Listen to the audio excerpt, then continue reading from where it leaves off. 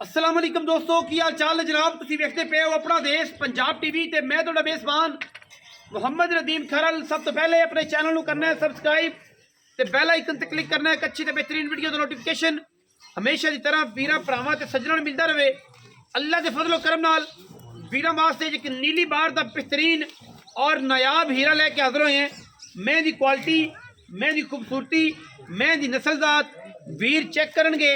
अल्लाह के फजलो करम नाल साड़ी पूरी कोशिश है कि असी नीली दे बेहतरीन और नायाब हीरे वीरां दे नाल शौक करवाइए और वीरां नूं नीली दियां मज्जां चकाइए। अल्लाह के फजलो करम नाल अज जनाब जी वीडियो है बड़ी शानदार और खूबसूरत जानवर दी है।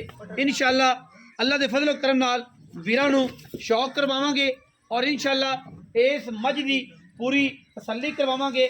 शाह काली मुश्कन इक्को रंग की जनाब झोटी है, दूजा सूआ जनाब सूई हुई है, मगर मैं दे कट्टी मैनू हड्डियां टाका खूबसूरती दे नाल लगी हुई। दरम्यान दे विच एक हड्डी मैनू खुडा 1.5 फुट का रुग रुग दा खूबसूरत थण और माशाअल्लाह पन्ना दे मझ नू हवाने ने।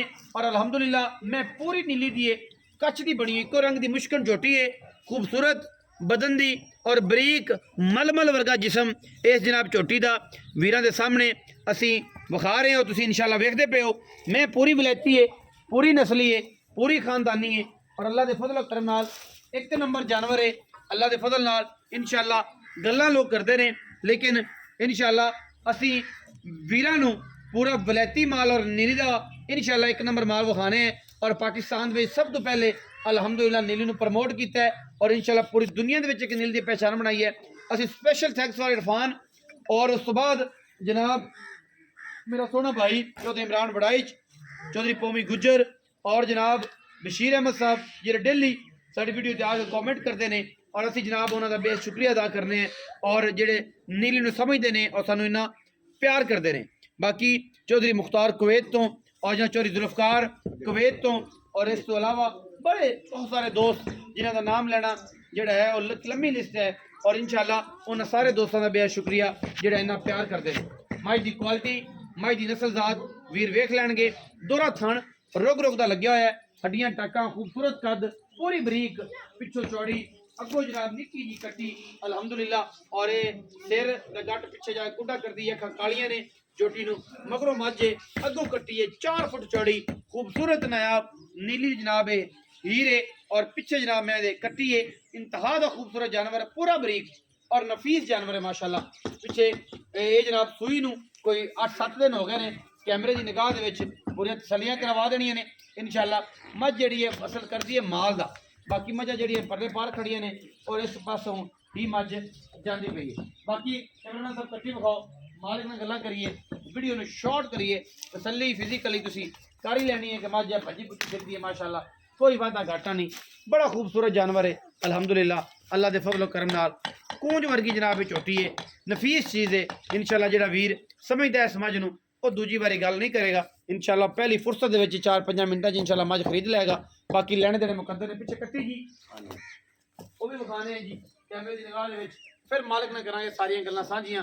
थण क्वालिटी वाला खूबसूरत अडर रुग रुग दा माशाअल्लाह और पूरियां वंडा ते लग्या होया अलहमदुलिल्लाह। ये नायाब और बेहतरीन जानवर वीरां दी निगाह दा मरकज है। यह कट्टी है जी पिछे। हुण सारी गल्लां आपां मालिक नाल करांगे, मालिक पूरी डिटेल देवेगा इंशाअल्लाह। और ये सोने वर्गा जानवर है जी, मुनासिब तरीन। आओ जी, अस्सलाम वालेकुम, की हाल चाल है जी? मियां मकसूद रफ काली लंगरिया नीली दा जनाब, की हाल चाल? खैरी दे ठीक ठाक हो?